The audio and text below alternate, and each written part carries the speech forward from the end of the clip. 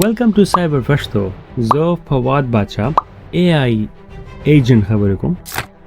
CyberPashto کې به موږ تاسو ته Cybersecurity کورسونه ښیو.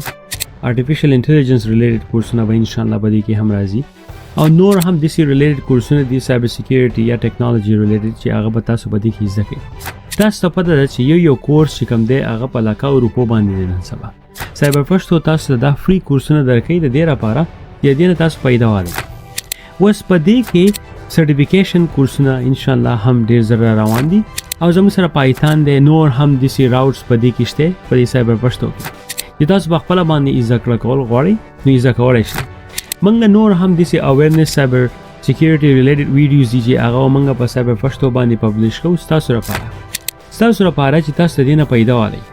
ځکه چې په لکاو کروڑاو روپو پروجیکټونه په دنیا کې چې دی هغه روان دي هغه ټول سایبر سکیورټي سره ټچ دي.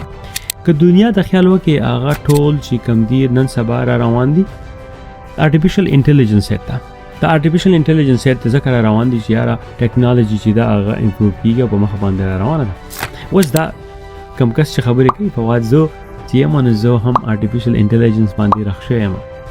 زه ریل نیم ریل فواد بادشاه چې دی هغه ویډیو تاسو ښه باغیده کته شي په یوټیوب چینل باندې ټیک ټاک باندې او زموږ په ویب سایټ باندې دا یو ویډیو ما ډیره په راخړی چې تاسو زه ډیمونسټریټ کوم تاسو زه وخیمه چې یاره آرټیفیشل انټیلیجنس څومره آسان کار دی.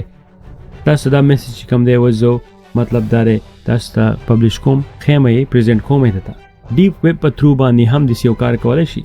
تاسو پته شته چې تاسو ویډیو چې ګورئ تاسو اوس پته ولګی چې دا په ډیپ فیک باندې راخشي دا خو کوس دسی یو بل قسم ویډیو چې دا هغه څوک راخ کې د بل چا مبارکي او هغه خبرې دسی او کې او خلک بیا چې دا هغه به ګرځي یار دا تاسو ویلو هغه به ځان خبر نه او ډیپ فیک چې کوم دی هغه بیخي هغه کس چې دی هغه ریپرزنټ کوي. نو په دې CyberPashto کې موږ تاسو ته دغه شان دي اویرنس ویډیوز اویرنس ټیکنالوژي ادا موږ تاسو ته چې یار موږ تاسو نه د فیوچر چیمپیون راخو په سایبر سکیورټي کې.